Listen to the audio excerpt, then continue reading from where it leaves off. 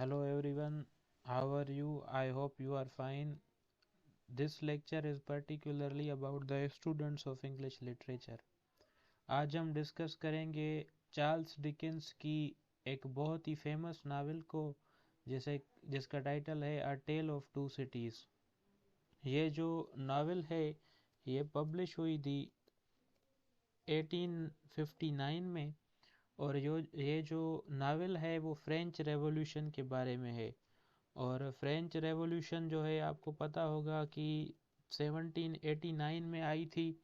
तो French revolution के कुछ सीन्स जो हैं या जो सिचुएशन थी फ्रेंच रेवोल्यूशन से पहले इंग्लैंड की और फ्रांस की, उसके ऊपर जो है ये नॉवेल बेस्ड है। 1789 से पहले फ्रांस जो था वो इंग्लैंड की कॉलोनी था। और जो इंग्लैंड के लोग थे, जो एरिस्टोक्रेट्स थे, वो फ्रांस में जाकर वहाँ के जो गरीब लोग हैं उन्हें एक्सप्लॉइट करते थे और उन्हें क्रूअल्टी के साथ ट्रीट करते थे। तो 1789 में पीजेंट्स जो थे, फार्मर्स जो थे फ्रांस के, उन्होंने जो है इंग्लैंड के जो एरिस्टोक्रेट्स थे उन्हें मारना शुरू किया और उनसे जो है छुटकारा हासिल किया।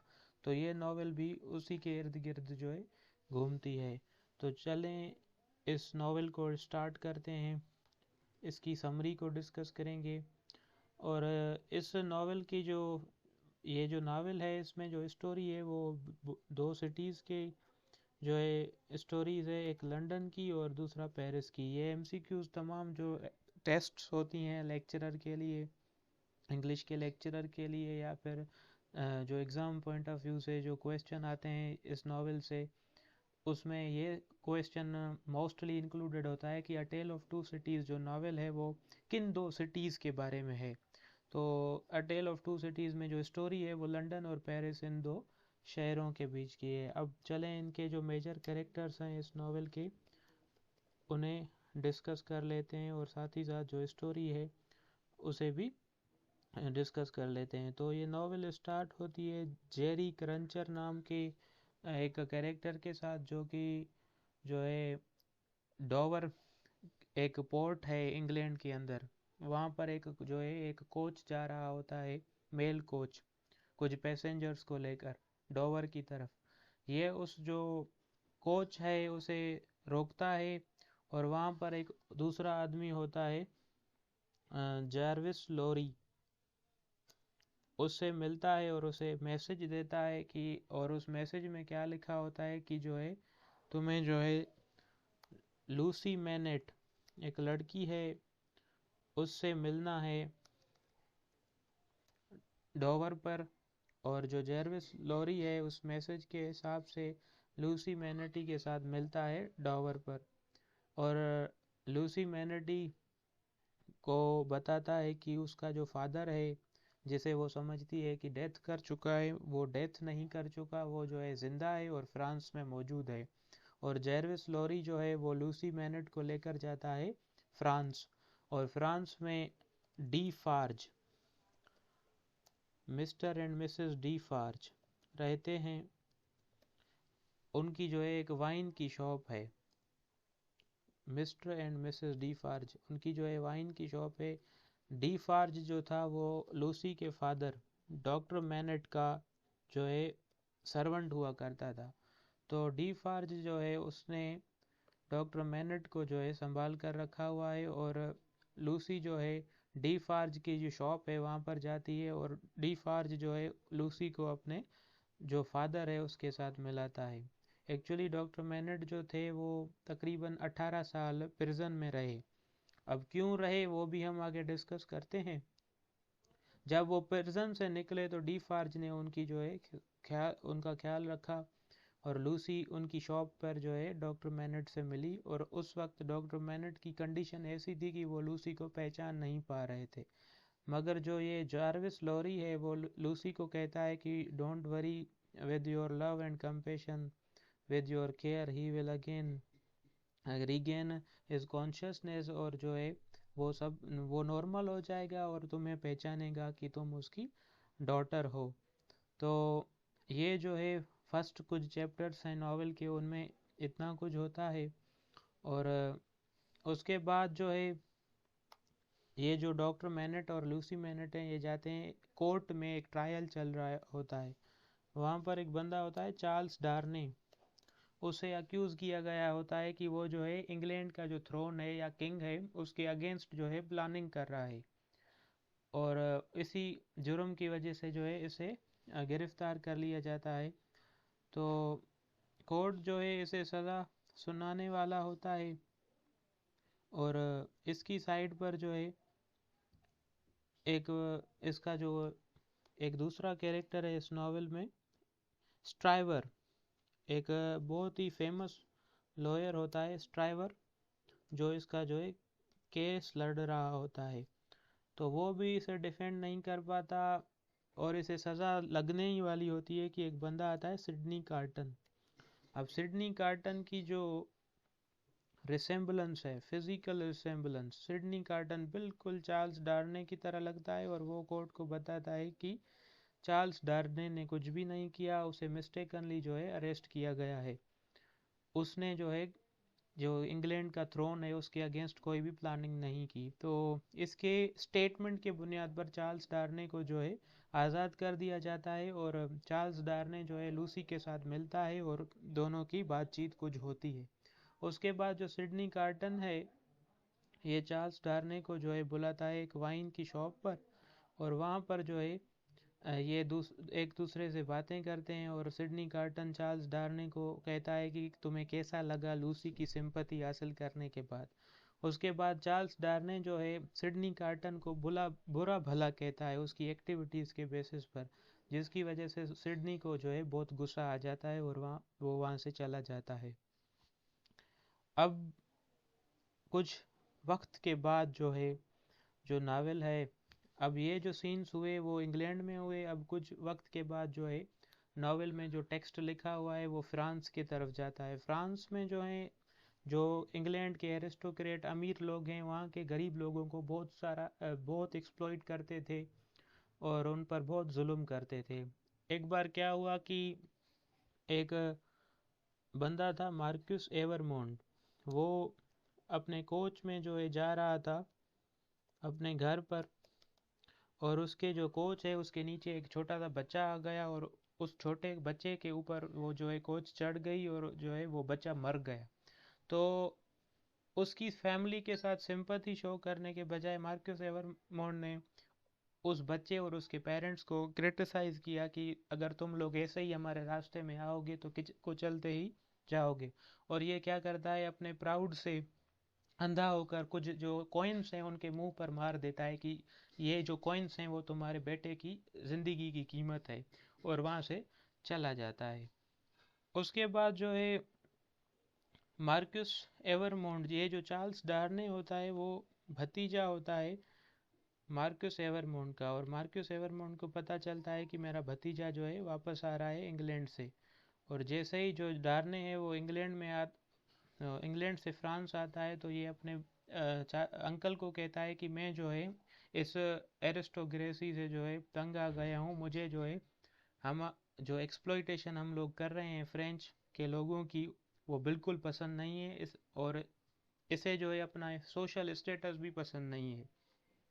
ये जो डार्ने का टैग है, ये जो है रिनाउंस करता है, वो कहता है कि आज से मैं डार्ने जो है नहीं कहलवाऊंगा, और मुझे जो एक्सप्लॉइटेशन कर रहे हैं आप लोग गरीब लोगों की, ये भी पसंद नहीं है, और मैं यहाँ से जा रहा हूँ इंग्लैंड। तो चार्ल्स डार्ने जो है वो वहाँ से जो है इंग्लैंड चला जाता है।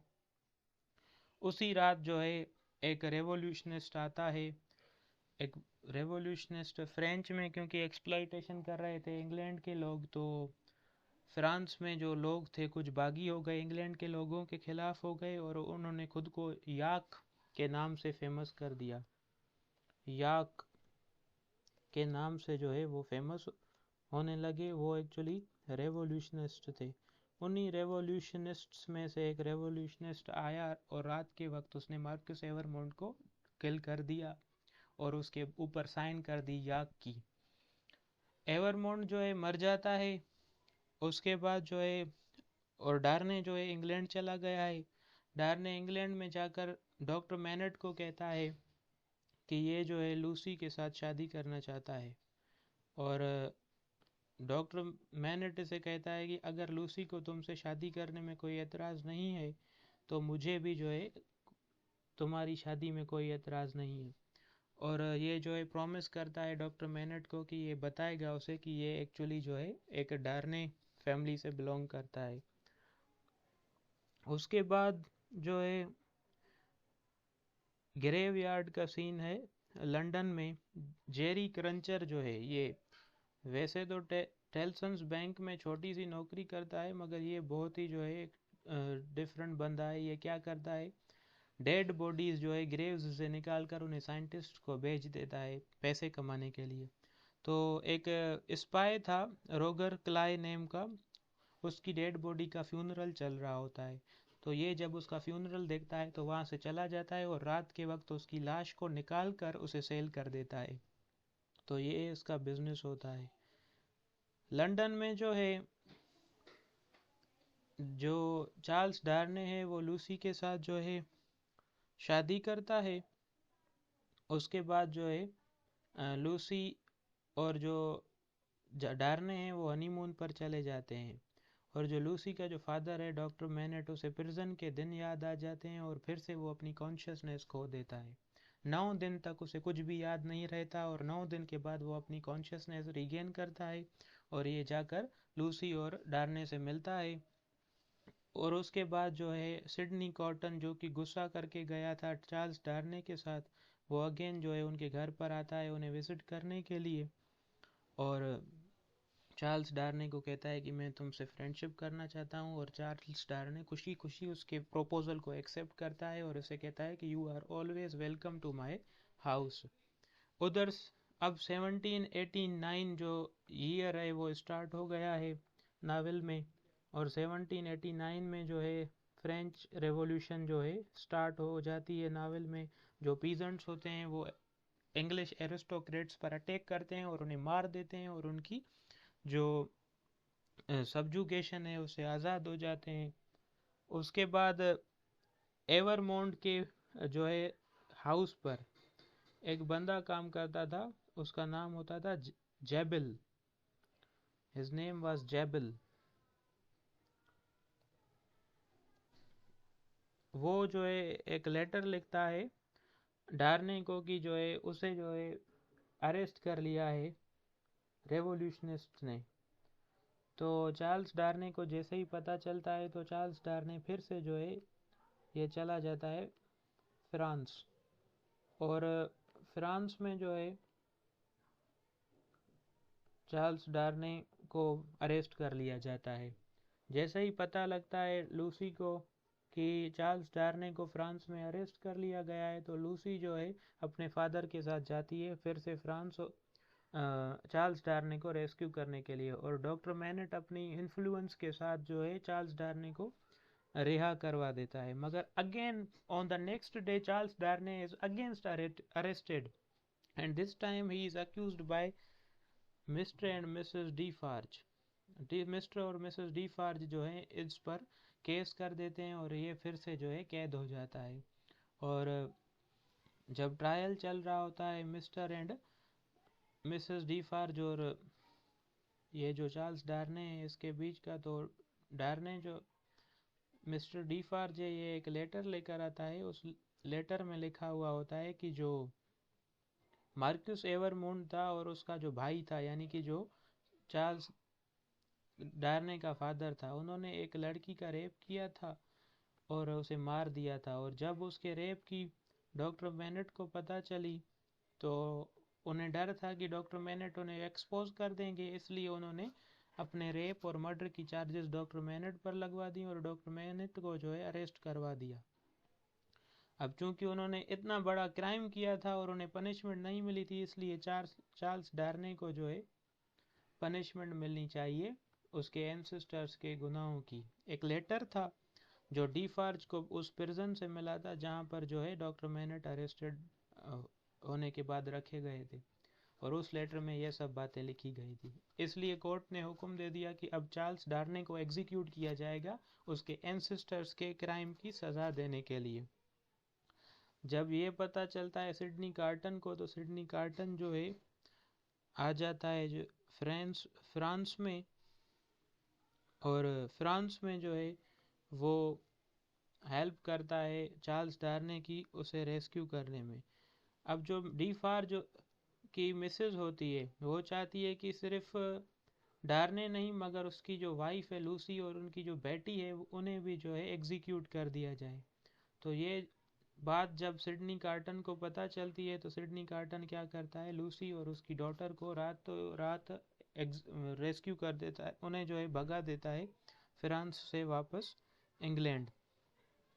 और जो डी फार्ज की मिसेज है वो गन लेकर जाती है लूसी और उसकी डॉटर को किल करने के लिए, मगर वहाँ पर जो है इसकी सर्वेंट होती है, इसकी मेड सर्वेंट होती है लूसी मैनट, जो कि डिफार्ज की मिसेज से लड़ती है और लड़ते लड़ते मिसेस डिफार्ज की जो गन है उसी को लग जाती है और वो वहीं पर मर जाती है।